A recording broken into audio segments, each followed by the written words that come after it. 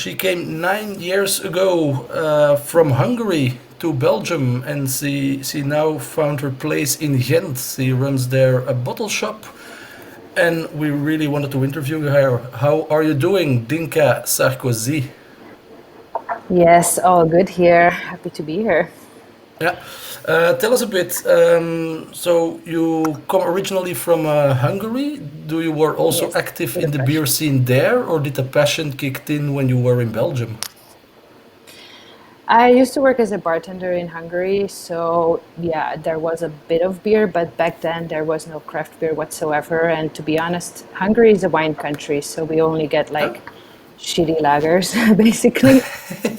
And then, yeah, and then I moved to Belgium, and I discovered how beer can taste. And of course, my journey began with very commercial, like industrial beers. And then eventually I found my way to craft Yeah. and kind of sucked me in.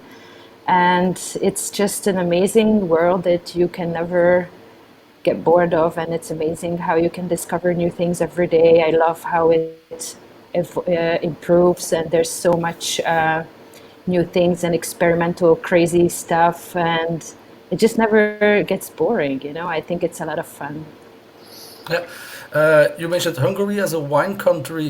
Yes. If you worked as a bartender, it was more in mixed bars, not per se beer bars, or. Yeah, so just a regular bar, it's not really a thing. Well, now they have, of course, craft beer bars, and there's also Yeah. a pretty big number of Belgian beer bars in Budapest. But back then it wasn't really a thing, so it was just a regular bar with like mixed drinks and, shots and beer, wine, and all of that. Well, we're Eastern European, so we do love our liquor. Yeah, for sure. Um, yeah, I mentioned you are now 9 years in Belgium, but I assume you're Yes. regularly going back to Hungary to visit family or the beer scene there. How is it there? Yeah, sure. I try to go at least twice a year. Usually, I was supposed to go next week on Tuesday for Budapest Beer Week. It was supposed to be the third edition. I was there the previous 2 years. It's kind of, I have to be there. I'm very proud of the beer scene there. I want to be part of it. And it's such a fun event also because the three guys who organize it, they have basically two things in common. They all are crazy about craft beer, obviously, and the other thing is metal music. They all Oh, they used to play in a band, and the venue is actually it's a place where they usually host metal concerts, and it's also kind of the theme of the festival. I really like when a festival has an identity because I mean, beer you can yeah. drink anywhere, but I think this really sets this festival aside because it's not only about craft beer but also about metal, which, let's face it, a lot of people in craft beer love metal music as well. So I think it's a very nice concept. And basically, after the tasting session is done, there's an after party at the same location with like really cool metal bands. And I Oh. think it's just a very, very cool idea to it's a full sensory experience. It's not only beer, but you also get the party and like the vibe. And it's just something that I was super looking forward to, but unfortunately going to have to wait till next year. So, Yeah, indeed, indeed. You mentioned festivals with an identity. I think immediately then in Belgium, also at Billy's Festival, for example. yeah, for I sure. assume you also like that a lot, that it has a very good branded identity. Yeah, so basically, my craft beer journey began with me just going to volunteer at every possible beer festival. Okay. I think it's a nice way to learn about beer and also just to get to know the people. I instantly fell in love with the community. It's just such a nice, tight knit group of people with the same interest. A little bit nerdy, a little bit geeky, Yes. but it's really nice to see how much passion and drive and knowledge is in these circles. And so, yeah, of course, I volunteered at Belize. It's one of my favorite festivals. I think it sets the bar for many other festivals. I've been fortunate enough to participate in other beer festivals in Europe. One of the most famous ones, probably MBCC, and I can say that Belize is really up there in like top three festival I ever attended. Not just for the beer lineup, but also for atmosphere, for their vision, for their eye for detail. There's improvement each year. It's amazing what they provide for the brewers, for the volunteers, for the visitors. It's just the full package for me. And this is not a sponsored message or anything. I No just problem. honestly think that they are doing a very, very good job. And secretly, I'm still hoping that it would happen this year. It's one of the few festivals here in Belgium that hasn't been canceled yet. Yes. So I think everybody's like holding on to the hope, like maybe we can go to Belize. There's of course a couple of months until then, but yeah, I mean, I'm sure they will make the best decision. And if not this year, then next year. So Yeah, I'll for be there sure. for sure. You mentioned the volunteering, that was for you for a way to get into the craft scene more. About how many years ago did you start the volunteering? We're talking about. Wow, I would say like 3 years or 3 or 4 years ago. It's actually funny because back then, when I found out about volunteering, I was like, oh my God, like this is the perfect way to participate. I actually prefer to be behind the scenes because that gives you the advantage that you can talk to people from the brewery. You see all the stuff that's happening that the visitors don't see. Yeah. And you're just on the other side of the counter. So people also look at you in a different way. And it's a very nice opportunity to network as well. Of course, back then, I didn't know that I was going to end up running my own bottle shop, so it wasn't like a conscious thing, or I wasn't planning on knowing all the people, but it just kind of happened. And at the moment when I came up with the idea, yeah, it's a huge advantage to know people. And yeah, it's just a lot of cool individuals who are very driven, and they just look forward to connect with other people who have the same passion. And it's just nice to hang out and to find your tribe where you're not like the weird one, because we are all equally weird. And it just gives you Yeah. this sense of belonging, like you belong to this group of weirdos. And it's awesome. It's my favorite thing about craft beer, the community, by far. Yeah. If you pick in a little bit about the craft scene in Ghent, in my head, Yeah, Ghent was always a little bit behind Antwerp and Brussels. indeed, yes. Recently, a couple of years ago, Doc started, so they're catching up with beautiful venues. We also have the Butcher, the Slagerij. Um, how was the You know craft it. scene in Ghent? Because you lived 9 years in Ghent, how started it? Yeah. Um, Well, yeah, indeed. I think Doc was one of the first ones, and they also kind of set the bar pretty high because it's a very nice venue. It's a beautiful old industrial building. I think it used to be like a transformator house, or I don't know, some sort of whatever.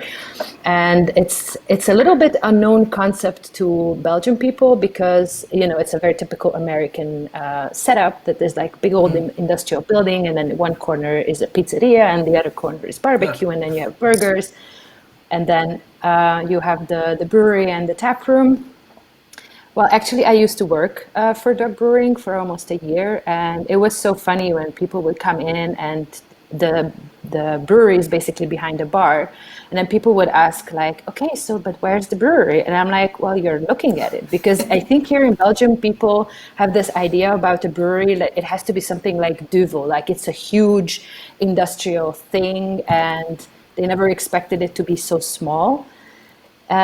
So yeah, I think Doc set the bar pretty high for the Ghent beer scene. There's of course Brouwbaar, which is a nano brewery, very close, like walking distance Yeah. Yeah. from Doc. Um, Really nice people, very passionate, very driven, super friendly, and I think that also matters when you enter a place, and then when people have that kind of enthusiasm, how they talk about their own beer and how they present it, that just makes you fall in love with the place, and you really want to go back. And I think that's also kind of the difference between Dock and smaller places, for example. Of course, you can't have the same experience. You can't have 30 beers on tap in a small place, but because of this, they are not competition for each other. And I really think that the craft beer scene in Ghent is it's a friendly little group of people who try to work together as a team instead of like,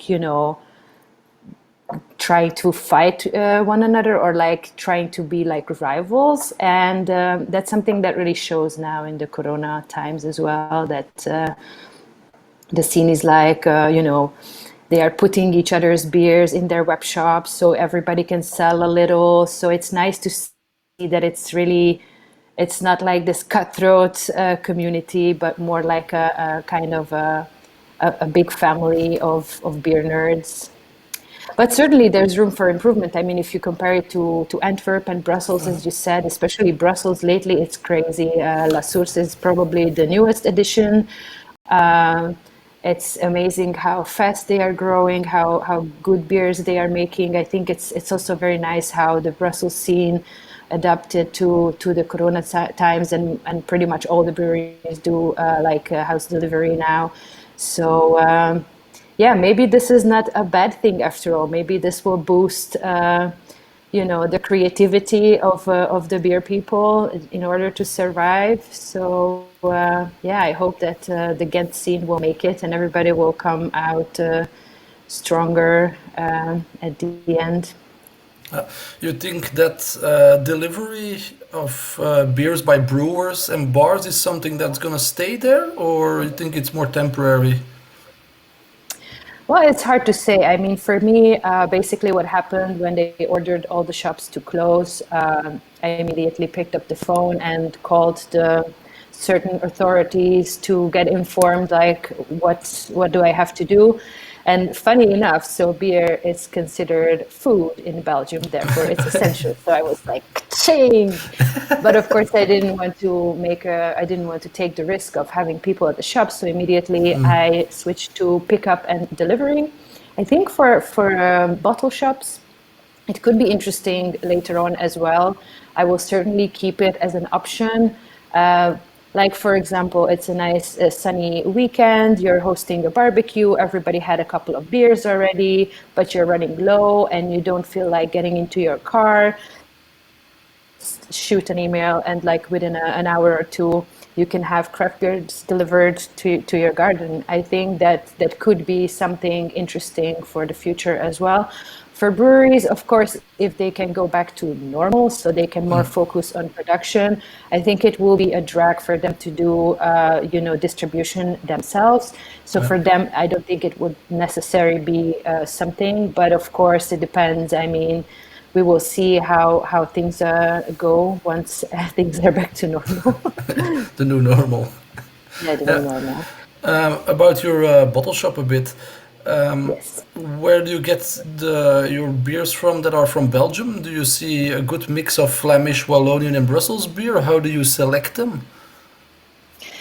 Well, basically, at the beginning, my focus was really not Belgian beer that much. But then eventually, when we still had tourists, of course, people, when they come to Belgium, they want to try the local things.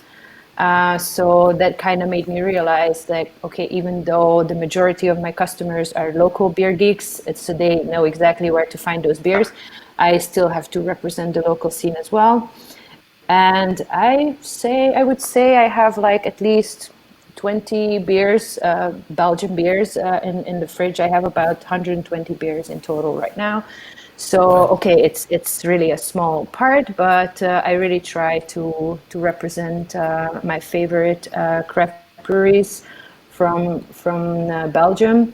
Of course, now everybody delivers themselves because Yeah. they have the time. But before that, I just got them from like the local wholesale, wholesaler. I don't know what you call it, just from like distributors. So we will see also in the future like how this is going to go. Probably I would have to go back to just like ordering all the Belgian beers from a distributor, because hopefully the brewers will have other things to do. Yeah. For delivery, you see, do you do that yourself, or like some bars in Brussels already outsource the delivery to, let's say, a bicycle delivery firm? How do you see that? Yeah, it was actually funny because I think people kind of understood that I was gonna do the delivery myself, and then sometimes they were like almost like disappointed, like it wasn't me. It's actually a friend of mine who offered. that she loves to ride her bike and obviously has nothing to do right now. So I was like, oh, cool, that's a win-win. Of course, this is just a temporary solution. But for the future, I already contacted a couple of bicycle companies who do delivery within Ghent. So I think once the Corona times are over, I will do that with one of those companies. Yeah, yeah, clearly. You also have a link with your homeland, with Hungary, like you have more contacts there to import Hungarian beer into Ghent, or? It was certainly an idea. So, of course, the craft beer scene in Hungary is still very small, mainly because it costs a lot. So, a lot of people can't really afford it. I would say that the biggest consumers of Hungarian craft beers are the expats who are living in Budapest Okay. because they are the ones who can actually afford it. Well, there is hope. It's getting better. The bigger the craft breweries get, the lower they can keep the prices, of course. I have been approached, of course, I know most of the people from the Hungarian craft beer scene. I've been approached to import Hungarian beers. I do have a few right now. But I think that compared to, we are spoiled here, let's face it, okay? So I have access to like really high quality beers. And to me, of course, I want to represent my own country, but it has to hit a certain note. So I'm It not has to be saying that the beers profitable are also, yeah. bad, but I think there's still room for improvement. Actually, there are a couple of breweries. Hungary is still caught up in the IPA madness. So people Oh, are really looking for the big, hoppy beers, but we don't have access to really good hops. And if they order everything from abroad, it just makes the beer really, really expensive. And for us being a wine country, I really think that the Hungarian craft beer's future should be barrel aging because we have access to all these amazing wine yeah. barrels. And a couple of breweries have tried it, and it's actually pretty promising. Of course, it's something that takes time. You kind of have to tweak it, and it's something that doesn't happen overnight. But I'm really hoping that breweries will realize that this is our strong suit. Of course, I understand that they also kind of want to experiment with different styles from a brewer's perspective. I think it would be very boring to just do one style. But I'm not against selling Hungarian craft beer, but it has to be on the level that I am happy to represent here in the shop. Indeed. You have also a tap in your shop, or it's purely cans and bottles? No, this is also a question that I get asked a lot, and I understand it in a way. But here's the thing: Dog Brewing Company is walking distance from me. They have 30 beers on tap. I can't, and I don't Yeah. even want to compete with that. Having worked at a craft brewery, I know how much work it is to keep the taps Yeah. clean. So I think my focus will be bottles and cans, and yeah, maybe I'm not saying never, but for the moment, I think it doesn't make a lot of sense to me to have beers on tap. Yeah. Yeah. But Sure. never say never. Who knows how the Indeed. business grows? Maybe in a couple of years, I will be able to have a couple of taps like Richard does at Station 1280 in Antwerp or something like that. You also have do some brewers exclusively, like smaller brewers from some countries. Well, I mean, the thing is, since I know a lot of people in the scene, I certainly have contact with small, not so very known breweries who I would love to represent. But yeah, now with the Corona situation, everything is a little bit slow. I would love to would love to host events like Meet the Brewer or like tastings. But yeah, we will see. I have a lot of plans, but we will see how things are going. But yeah, certainly to me, as I said, community is a very important part of craft beer for me, and this is actually my dream to just allow people to get together and be nerdy and talk about hops and yeast and fermentation and whatnot. And yeah, I think this is the nicest thing when you just throw random people together who don't know each other. They open a beer, and 5 minutes later, they act like they're best friends. And I love to see that happening. Actually, the opening party was a pretty good example for that. Like a lot of people didn't know each other, or they just came here alone, didn't even know what to expect, and it was so nice to see people sharing bottles and just like having a really good time. It was almost like a mini festival actually for the feelings. It was super Yeah, nice. yeah. As we see you going towards self-employment and running a bottle shop, what was one of the most challenging things that you had to do? Finding the right location was not an easy task because, well, Ghent is not cheap. And also, I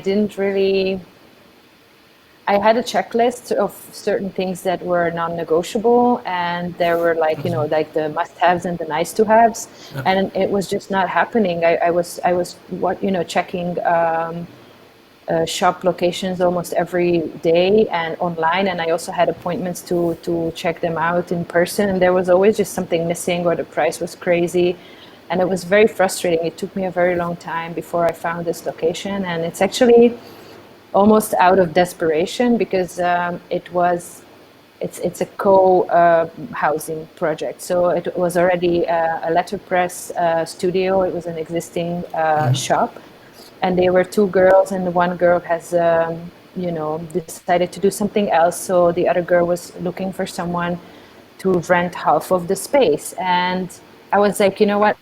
I've got nothing to lose. I have time. I never even considered anything like that. And then I came here and I immediately fell in love with the space.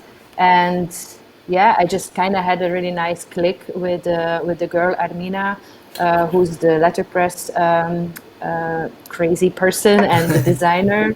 No, no, no, but she has the same passion for her thing as I have for craft beer. And it's also a very creative thing. And I think first everybody thought like, what kind of crazy combination is this? But I think Ghent is a very open-minded place, and once people are here, they kind of get it. Like, oh yeah, this really works well. So, and she's from Armenia, so we kind of have a little bit similar story, like as a foreigner coming to Belgium as a woman without your family, and we're also a little bit the same age, so it was an immediate click because we share so many things, and we became really good friends. We're very close, and I'm very grateful that I found her because I think we really support each other, and we also inspire each other. And I think that's such an important thing, like you spend so much time at your job, and it's so important that you have a good time there. And I can honestly say that now, after half a year of being open, every morning I'm excited to come to work. It's like, yay, another day at the shop. Nice. So I want to keep that feeling, and I'm really super grateful to be able to do what I love. Yeah. What are some things in the future? You already mentioned community building, stuff like that. What are things that post-pandemic we can expect more? I would love to host more bottle shares. I already had like two events here, very small, so just like 8 to 10 people, cozy events, and that's something I would love to get back to.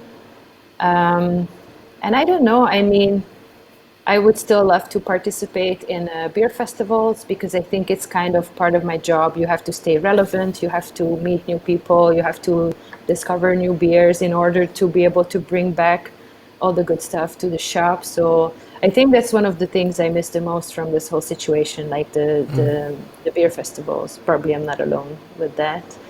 And yeah, who knows? I don't know. I have so many ideas, but it depends a little bit how things are going. I'm pretty sure I will always come up with something new, or at least would try. But yeah, certainly the events. That's something that will start up as soon as possible. Ah, all right. Finally, final question, Dinka. Um, Yes. is there a definition for craft beer? And if yes, how would you describe it? Oh, I don't know. I mean, I'm sure you know this, like a lot of people, when a craft brewery sells out, they They don't look at that brewery anymore as a craft brewery because, they sold their soul to the devil. I don't really want to get into that conversation because I think that there's a certain amount of money that if they would just show a check to anyone, like everybody has a Yeah. certain amount of zeros that it can't say no to. So it's easy to judge. But yeah, to me, craft beer is just honest, passionate, good quality ingredients. Certainly, creativity, I think, is one of the very important ingredients of craft beer, and fun. I mean, it's a mix of many things, and I also love the fact that everybody can put their own twist on it. There's so many ideas or so many approaches. I often say this here in Belgium because Belgium, as a beer country, it's a very, very tough market for craft beer because there's just so much tradition. Yeah. People are not very open-minded to try weird things. And I always say that, what the monks are doing now, a couple of 100 years back, that was craft beer. So that was innovative, that was new, that was something that nobody was doing. So, and I also think that tradition and craft are not enemies. They can coexist. I love an Orval or a Rodenbach or I don't know, a Gueuze, and I don't want to choose.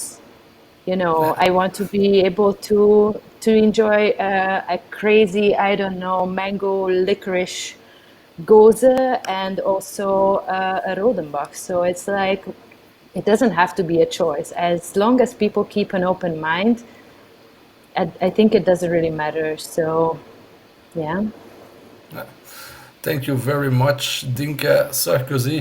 thank Wish you you. all the best and pop by Hopefully, you we can have soon a after the beer in corona. person Here's my soon. can. All Yeah, right. cheers. Cheers. Ciao.